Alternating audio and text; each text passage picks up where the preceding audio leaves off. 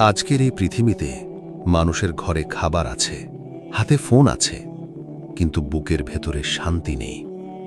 রাতে ঘুম আসে না, হাসির ছবির পিছনে লুকিয়ে থাকে কান্না। আর সবচেয়ে ভয়ঙ্কর বিষয় হল, অনেক মানুষ নিজেও জানে না সে ভিতরে ভিতরে ভেঙে পড়ছে। কিন্তু প্রশ্ন হল, মানুষ এত ডিপ্রেশনে কেন? আর কেন ইসলাম 1400 বছর আগেই এর সমাধান দিয়ে গেছে? আজকের ভিডিও শেষ পর্যন্ত শুনুন, কারণ হয়তো এই ভিডিও আপনার জীবন বদলে দিতে পারে। মানুষ আগে গরিব ছিল, কিন্তু এত অস্থির ছিল না। আজ মানুষ আগের চেয়ে বেশি আয় করে, বেশি সুযোগ পায়, বেশি বিনোদন পায়, তবুও মানুষ আগের চেয়ে বেশি একা। একটা সময় ছিল মানুষ কষ্ট পেলে পরিবারের কাছে যেত। আজ মানুষ কষ্ট পেলে ফোনের স্ক্রিনে চলে যায়, ঘন্টার পর ঘন্টা ভিডিও দেখে, অন্যের জীবন দেখে, অন্যের সুখ দেখে, আর নিজের জীবনকে ঘৃণা করতে শুরু করে। সে ভাবে সবাই ভালো আছে, শুধু আমি ব্যর্থ। কিন্তু আসল সত্যটা এখানেই শেষ না। আজকের সমাজ মানুষকে শিখিয়েছে তোমার দাম তোমার টাকার ওপর, তোমার সৌন্দর্যের ওপর, তোমার জনপ্রিয়তার ওপর। তুমি কত মানুষকে ইমপ্রেস করতে পারো, সেটাই যেন জীবনের উদ্দেশ্য হয়ে গেছে। ফলে মানুষ এখন সব সময় অভিনয় করে, বাইরে হাসি, ভিতরে আগুন, বাইরে আত্মবিশ্বাস, ভিতরে ভয়, বাইরে আমি ভালো আছি, ভিতরে গভীর অন্ধকার। আর ধীরে ধীরে এই অন্ধকারের নাম হয়ে যায় ডিপ্রেশন। ভাবুন তো, আজ মানুষ হাজার মানুষের সাথে যুক্ত, কিন্তু একজন মানুষের কাছেও নিজের কষ্ট খুলে বলতে পারে না, কারণ মানুষ বিচার করতে ভয় পায়।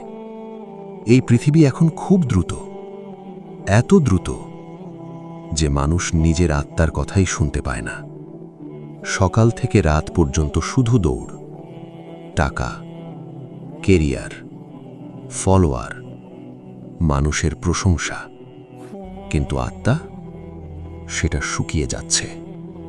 আর ইসলাম ঠিক এখানেই এমন একটা সত্য বলেছে, যেটা শুনলে আপনি অবাক হবেন। আল্লাহ কুরআনে বলেছেন, নিশ্চয়ই আল্লাহর স্মরণেই হৃদয়ের প্রশান্তি।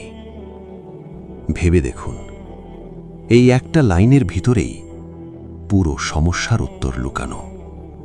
মানুষ শান্তি খুঁজছে বিনোদনে, শান্তি খুঁজছে সম্পর্কে, শান্তি খুঁজছে টাকায়, কিন্তু যে হৃদয়কে আল্লাহ সৃষ্টি করেছেন, সেই হৃদয় কখনো আল্লাহ ছাড়া পূর্ণ হবে না। কিন্তু আসল বিপদ আরও গভীরে। আজকের মানুষ নিজেকে সবসময় অন্যের সাথে তুলনা করে।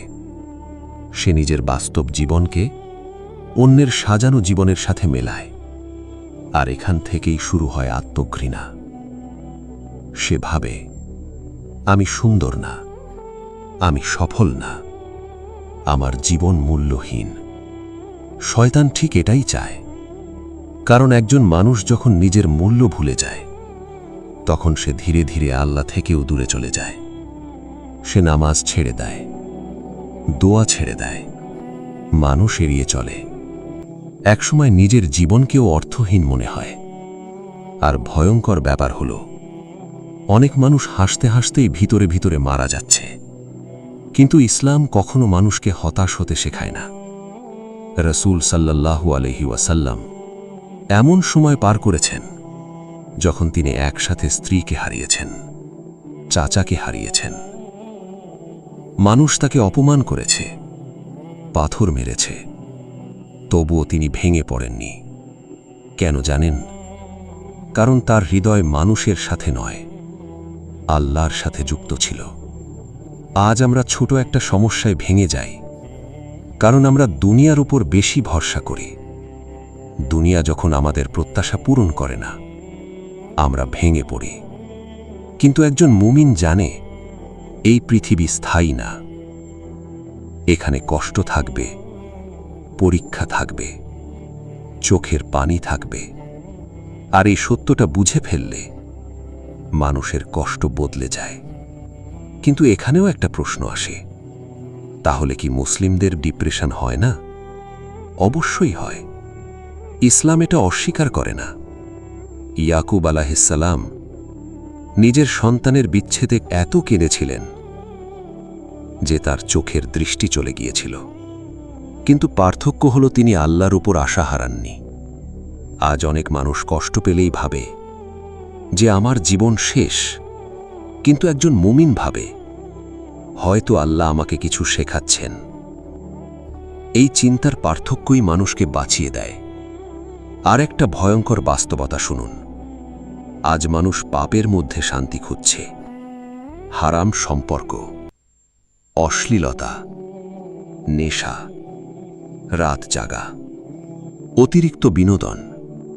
কিছু সময়ের জন্য এগুলো মানুষকে বাস্তবতা ভুলিয়ে দেয়, কিন্তু পরে ভিতরের শূন্যতা আরও বড় হয়ে যায়। কারণ পাপ কখনো হৃদয়কে শান্তি দেয় না। পাপ শুধু সাময়িকভাবে মনকে অসাড় করে দেয়, এবং ধীরে ধীরে মানুষ এমন এক অন্ধকারে পৌঁছে যায় যেখান থেকে বের হওয়া কঠিন হয়ে পড়ে।